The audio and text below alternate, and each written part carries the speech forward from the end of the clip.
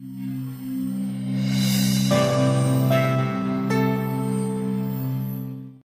পিতাই খেতিয়ক বাবেই মই সুখী। কথা বশিষ্ঠদেৱ ফুকন। পাঠ বঞ্জিত কলিতা। মোৰ পিতাই খেতিয়ক আৰু সেইবাবেই মই সুখী।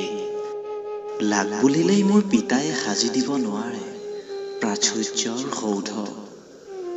বিচাৰিলেই পিন্ধাই দিব নোৱাৰে আভিজাত্যৰ পোচাক। দিব নোৱাৰে বিলাসী গাড়ী অথবা হাতত তুলি দিব নোৱাৰে আলাউদ্দিনৰ চাকি। টেবুলৰ তলেদি খেলা কৌশলী খেলেৰে পিতায়ে মোক পাৰ কৰাব নোৱাৰে অনিশ্চয়তাৰ সাগৰ। পিতাইৰ নাই কোনো বেংক বেলেঞ্চৰ জোলনা, যে জোলনাত তুলি পাৰ হ'ম মই অভাৱৰ বৈতৰণি। কাৰণ মোৰ পিতাই এজন খেতিয়ক।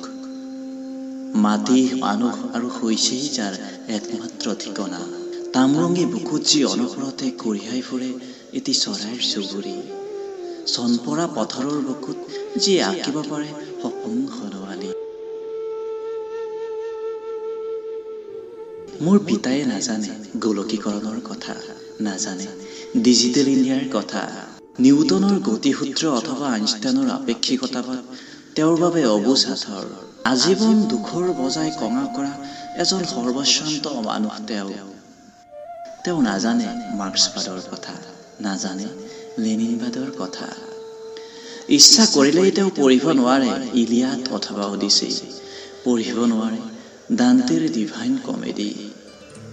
তেওঁ নাজানে নেৰুদা অথবা হিৰুদাৰ কথা, নাজানে পল ৰবচন অথবা ফিঞ্চিৰ গোপন ব্যথা। কাৰণ মোৰ পিতা এজন খেতিয়ক। আনৰ সুখত সুখী, আনৰ দুখত দুখী হোৱা সাধাৰণ মানুহ তেওঁ। ধুমুহাৰ মাজতো ব্ৰতবৃক্ষৰ দৰে থিয় দিবলৈ শিকোৱা এজন নিৰক্ষৰ মানুহ তেওঁ। যি মোক আওৰাবলৈ শিকাইছে কষ্ট আৰু ত্যাগৰ নেওতা। মাটি আৰু শিপা খামুচিবলৈ শিকোৱাৰ বাহিৰে তেওঁ মোক কোনো দিনেই শিকোৱা নাই সফল হোৱাৰ আমোঘ মন্ত্ৰ। কাৰণ মোৰ পিতা এজন খেতিয়ক আৰু সেইবাবেই মই সদায় সুখী। তোমাৰ কথা